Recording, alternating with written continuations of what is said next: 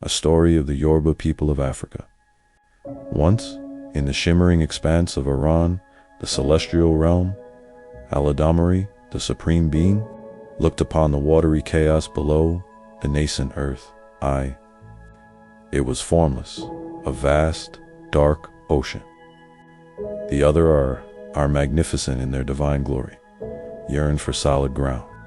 Obatala, pure as driven snow, stepped forward.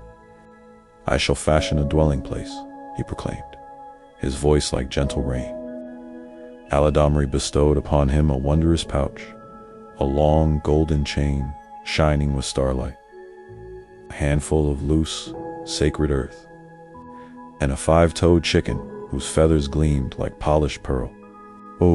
Tala descended foot by careful foot down the shimmering golden chain, stretching from Orion's zenith to the watery abyss.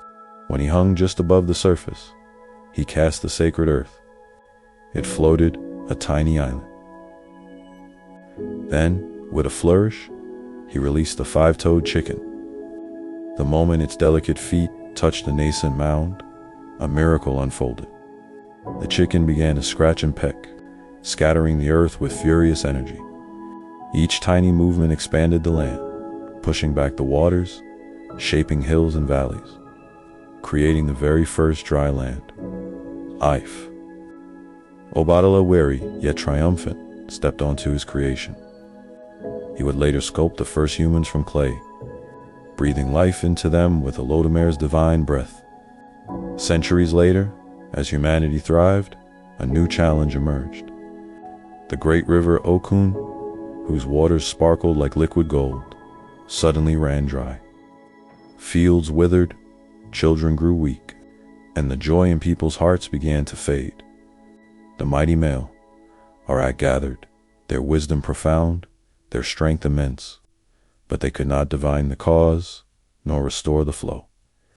Into this despair stepped the Okun, the golden goddess of sweet waters. Her beauty was legendary, her laughter like bells, her wisdom often underestimated. While the others sought grand solutions, Okun simply observed. She saw the pain in the people's eyes, the parched earth's plea. She adorned herself in her most vibrant golden cowrie shells, her bracelets jingling a sweet melody. She walked to the riverbed, not with a warrior's stride, but with a dancer's grace.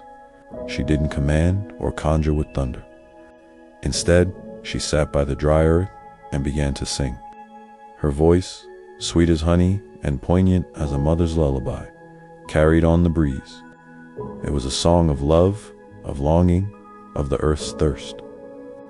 As her melody wove through the air, she gently touched the dry riverbed with her hands. Miraculously, a tiny trickle appeared, then another. The song grew stronger, more insistent, filled with the essence of life and desire. And as Okun poured her very spirit into the earth, the great river Okun began to flow again, slowly at first, then a rushing torrent of pure, life-giving water, reflecting the golden sun. The people rejoiced, realizing that true power often lay not in force, but in love, connection, and the gentle, irresistible flow of life itself. Thus, the Yoruba believe, through the raw, shaping power of Obatala and the enchanting, life-giving magic of Okun, the world was made and continues to thrive. Thanks for watching. Don't forget to like and subscribe. It's the best way to support our channel.